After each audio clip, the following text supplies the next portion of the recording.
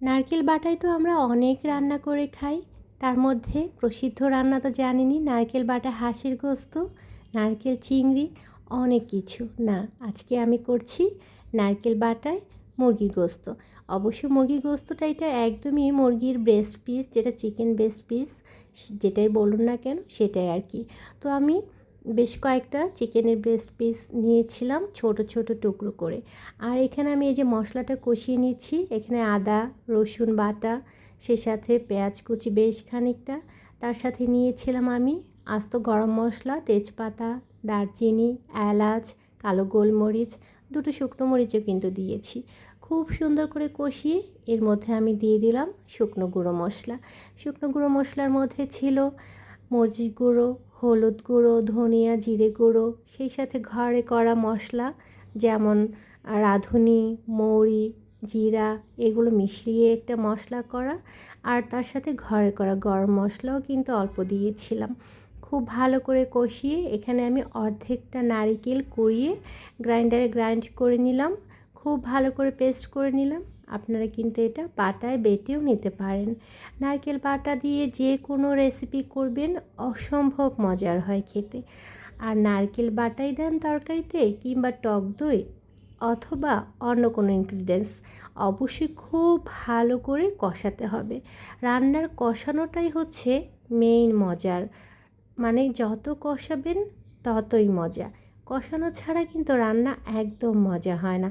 আপনি যদি বাদাম বাটাও দেন কিংবা টক দই কিংবা নারকেল বাটা, এগুলো যদি কষানো ভালো না হয় একটা আলাদা গন্ধ কিন্তু থেকেই যাবে। কাজে কষানোটা চেষ্টা করবেন খুব ভালো করে কষাতে। যত কষাবেন একদম কষিয়ে ভাজা ভাজা করে ফেলবেন, দেন দেখবেন রান্নার টেক্সচার, রান্নার কালার সব কিছু অসম্ভব রকমের সুন্দর হয়ে গিয়েছে। তো এই যে আমি নারকেলটা বারবার পানি দিয়ে খুব সুন্দর করে মশলার সাথে কষিয়ে নিচ্ছিলাম, যাতে একদম কাঁচা কোনো ফ্লেভার না থাকে। আর কাঁচা ফ্লেভার আসলে, মশলার কাঁচা গন্ধ থাকলে আসলে কিন্তু তরকারি যতই আপনি সুন্দর করে রান্না করেন না কেন, খেতে কিন্তু একদম ভালো লাগে না। তো আমি এই যে চিকেনের ব্রেস্ট পিসগুলো টুকরো করে কেটে রেখেছিলাম, একদমই ছোট ছোট টুকরো করে, এটা দিয়ে আমি আরও অনেকক্ষণ অনেকক্ষণ কষাবো। যত কষাবো ততই কিন্তু মজার লাগে। আপনারা কে কী রান্না করেছেন বলেন তো এভাবে? আমি জানি আমার অনেক আপু ভাইয়ারাই কিন্তু এভাবে রান্না করেন। আমি যে নতুন রান্না করেছি তা কিন্তু না, কিংবা এটা যে একেবারেই নতুন রেসিপি তাও না। আপনারা অনেকেই করেন, আমিও করেছি। ডিফারেন্ট কিছু থাকলে অবশ্যই বলবেন আপনারা কিভাবে করেন। কমেন্ট বক্সে একটা কমেন্ট কিন্তু রেখেই যেতে পারেন। তো এটা আমি খুব সুন্দর করে কষিয়ে নিচ্ছিলাম। নারকেল থেকে একদম তেলটা যখন উঠে আসবে তখনই কিন্তু আমি এটাতে গরম পানি অ্যাড করব। যে কোনো রান্নায় আপনি যখন গরম পানি অ্যাড করবেন তখনই এর স্বাদটা কিন্তু দ্বিগুণ বেড়ে যাবে। আপনি রান্নায় ঝোল দিতে গেলে ঠান্ডা পানি কখনো ব্যবহার করবেন না। অবশ্যই চেষ্টা করবেন কুসুম গরম পানি কিংবা একেবারেই ফুটন্ত গরম পানি দেওয়ার জন্যে। তা না হলে কিন্তু রান্নার আবার প্রথমে চলে যাবে। মানে আপনি একটা কষানো তরকারিতে যদি ঠান্ডা পানি দেন, সেটা কিন্তু আবার প্রথমের অবস্থায় চলে যাবে। এই টিপসগুলো যদি খেয়াল রাখেন, ছোট ছোট টিপসগুলো, আমি জানি আপনারা কিন্তু অনেকেই জানেন এই টিপসগুলো, মানেনও বটে, তাই না? তো এই যে আমিও খুব সুন্দর করে কিন্তু কষানো আর কষানো, কষাচ্ছি আর কষাচ্ছি। আসলে তরকারি তো না কষালে রান্নার স্বাদটাই হবে না। বারবার একই কথা বলছি, কারণ রান্না মানেই একটা আর্ট। সেটা যদি ধৈর্য সহকারে না করেন, সেটার স্বাদটা কিন্তু পারফেক্ট পাওয়া যায় না, তাই না? ভুল কিছু বলেন কি? একদমই কিন্তু ভুল বলিনি। যাই হোক, এই যে একদম কষিয়ে বারবার আমি ভাজা ভাজা করে নিচ্ছিলাম।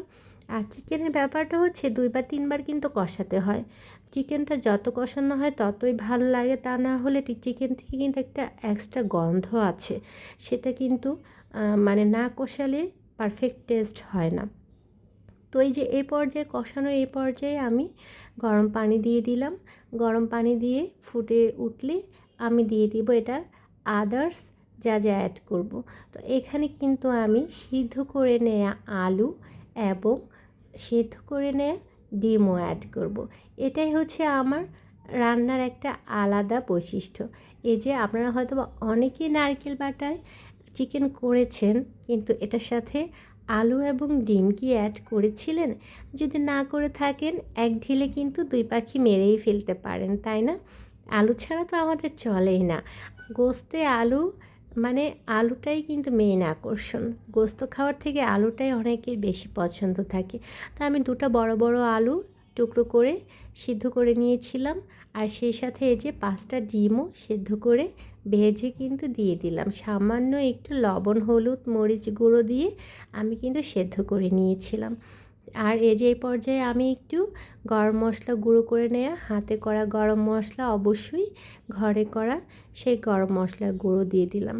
আগে কিন্তু আস্ত গরম মশলা দিয়ে দিয়েছিলাম, আর এই পর্যায়ে আমি গোটা গরম মশলা, যেটা আমি ঘরে হালকা তেলে নিয়ে তারপর গুঁড়ো করে রেখেছি, সেটাই দিয়ে দিলাম ১ চামচ পরিমাণ, আলাদা একটা ফ্লেভারের জন্যে।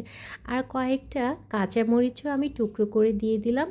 খুব সুন্দর একটা ফ্লেভার হবে। কাঁচামরিচ লাস্টের দিকে দিলে কিন্তু তরকারি খুব সুন্দর একটা ফ্লেভার হয়। এটা থেকে ঝাল বেরোবে না, কিন্তু এটার খুব সুন্দর একটা ফ্লেভার কিন্তু পাওয়াই যায়। এটা আপনারা সবাই জানেন, তাই না? আমি যে একা জানি তা না।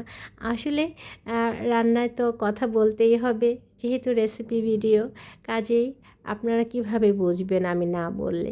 কাজেই নতুন রাঁধুনিরা একটু বুঝে শুনেই করবেন। যেহেতু ঝালটা আমি প্রথমেই দিয়েছি, সেটা এটার পারফেক্ট ঝাল অনুযায়ী দিয়েছি। আর এখন কিন্তু আমি দিয়ে দিলাম ফ্লেভারের জন্যে এক্সট্রা কাঁচামরিচ। কাঁচামরিচের ফ্লেভারটা কিন্তু অসম্ভব ভালো যায়। লাস্টে কটুকরো কাঁচামরিচ দিয়ে যদি আপনি তরকারিটা ঢেকে দেন, ঝোলের মধ্যে খুব সুন্দর একটা ফ্লেভার হবে। আর এই মুহূর্তে আমি দিয়ে দিলাম একটু কালো গোলমরিচ গুঁড়ো।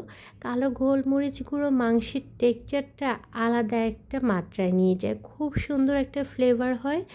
আর এটা তো অবশ্যই একটু স্পাইসি, কাজে বুঝে শুনে দিবেন আপনাদের রান্নার পরিমাণ অনুযায়ী। এখানে আমি হাফ টিস্পুনের মতন কালো গোলমরিচ গুঁড়ো করে দিয়েছি। গোলমরিচটা কিন্তু আমি গুঁড়ো করেই রাখি, এবং চিকেনের সাথে খুব ভালো যায়, বিফের সাথেও কিন্তু ভালো যায়। তো এই যে কালো গোলমরিচটা যদি আপনি দিয়ে দেন, সেটা ব্রয়লার চিকেন হোক কিংবা অন্য কোনো গোস্ত হোক, এটার কিন্তু যে এক্সট্রা গন্ধটা, সেই গন্ধটাও পাবেন না, এবং রান্নাটার আলাদা একটা মাত্রায় নেবে। খুব সুন্দর গন্ধ হয় কালো গোলমরিচে। তো এই ছিল আমার কিন্তু চিকেন দিয়ে নারকেল বাটা রান্নার ফাইনাল লুক। সেই সাথে কিন্তু আলু এবং ডিমও অ্যাড করা ছিল। কেমন হলো বলবেন। ধন্যবাদ।